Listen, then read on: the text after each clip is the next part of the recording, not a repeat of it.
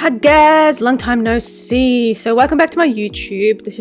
Today's video is going to be a video about how I created this chimp commission. So this was a commission for a customer. They've bought a couple of dolls of mine before and they wanted a chimp this time. So I've done a couple of primates, but I haven't done a chimp before. It's very sort of similar to the gorilla sculpt. So just a few little differences. It did take me a while to do this chimp just because I wanted things to be done correctly and I wanted a certain look to its face. But if you haven't already seen the video of me sculpting the head, then check that out. There's a quick little snippet here. It's on my YouTube. I'll try and remember to link it, but I never remember. So for the materials that I used to sculpt the head was an aluminium ball, like a foil ball armature for inside, so that makes it not too thick and a little bit more lightweight. And the clay that I'm using is also super sculpty, so that's like transparenty beige coloured one. And basically I just used that one because I wanted that skin, the beigey skin colour to come through, and then I'm going to add some black modelling to the face once everything's been put together and sculpted. So this is what it looks like once it's been baked. I sculpted the ears on, so they're a little bit fragile when they're like this, so just like kind of be careful not to drop the actual sculpture because the ears will break off. But once it's on the doll, there's a bit more, like the faux fur attaches to the head, so there's a bit more support happening there with the faux fur. So basically what I'm doing is just doing a really rough wash with some black paint. It's watered down just so it gets into all the little wrinkles that I had sculpted in that previous video. And it brings out all the little detailing, but I will add some more colouring once the doll is put together, just to refine the colour a bit more and just finish it off. But I just wanted to do a wash to begin with. So for the armature, I'm not going to do the full video, just a little look-see at how I made the armature for the hands and feet. So the hands and feet are basically the same sort of deal. It's just this little thin aluminium wire that I've basically bent into a rough shape of the hands and feet, and then just bulking it out with that aluminium foil again, just so the clay has something to sit over the top of. But for this one, I'm using Cos clay, so it's the beige coloured Cos clay, and it is the Kickstarter version, which is not great to work with. It's really crumbly, but I'm sort of working my way through that Kickstarter stock that I have, so I can buy some more. But I even might just buy some more and mix it in with the Kickstarter one, because I heard that works quite well with making it a little bit less crumbly and a bit easier to work with. So I haven't tried the new formula yet, but everyone says it's much better than the Kickstarter version. But yeah, I absolutely hate working with this stuff at the moment, with the Kickstarter version at least. It's just really, really difficult to work with and just takes a really long time to sculpt. I personally like to work with softer clays. So that's why I like working with Sculpey Original, which is that white one. It's really, really soft, and I'm kind of a quick sculptor. So I like to be able to have something malleable that I can move around really easily. So yeah, not a huge fan of harder clays. And even still not the biggest fan of sculpting with Super Sculpey, just because it is a little bit harder.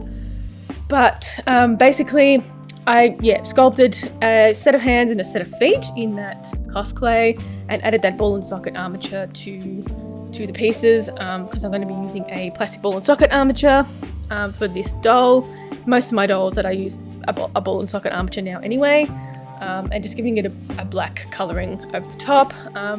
But yeah, I'm going to add some more black to the head once it's the doll's been put together. So this is a little look at the armature just to begin with. I have heaps of armature videos over on my Patreon if you're interested in seeing more. I'm not sure if I actually have this footage or not, but if I do, I'll definitely put it over my Patreon. And I opted for the 1/8 size because it is a smaller doll, so the 1/4 side will be too big. So this is the smallest armature size that I have. Don't have much stock of this left. I have a couple of coils left, but that's about it. And then for this technique, I'm doing the needle felting and fabric sort of skin. And basically what I do is use some polyfill, so the normal stuffing that I use, and it's really great for felting and much cheaper than using alpaca fiber. So if you want to try felting, just use some polyfill. It's really good at needle felting. So basically I'm creating like a muscle tone with that polyfill, and creating any like little shapes or muscle definition with that polyfill. And surprisingly, it comes through the fabric and like especially the muscle tones. So yeah, it is definitely worth just putting some time in to just develop those muscle tones with the needle felting, because I think it just adds a little bit more detail to the doll when you're finished, and then when you trim the faux fur. So basically what I'm doing is just sort of mapping out the torso bit of the faux fur. So it's got to be like the base of the faux fur, and then I'm going to be sewing the extremities onto the body. So that's kind of the neck area and also arms and legs, obviously. But I want to have like the torso bit done first, kind of like a vest, and then adding the sleeves and the pant legs, I guess you could describe it like that. So I'm basically just sewing around the chest area to have that little bit more definition of the pectoral area.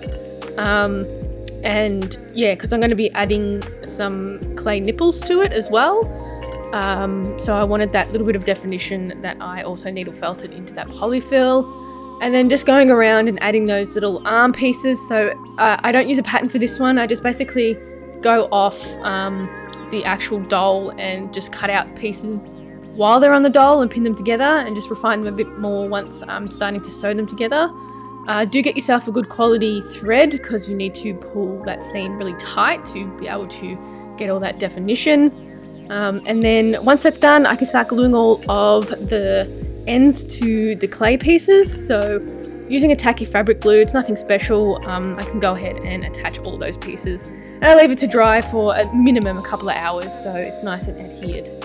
So for the face and the hands and feet, I only added a really minimal amount of faux fur, especially to the hands and feet, just a little bit of faux fur to the hands, and really, really minimal to the feet. For the head, I added some faux fur, but I only trimmed it really slightly, but the trimming, I kind of started looking like a bonobo, so I needed to trim it a little bit more for it to look like a chimp.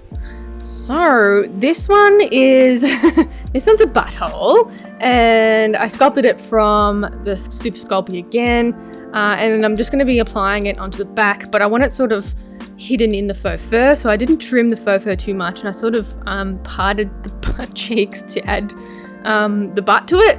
And I just added this because I wanted it a little bit more realism. I didn't want it too pronounced either, so I made it like a little bit flatter so you can't see too much.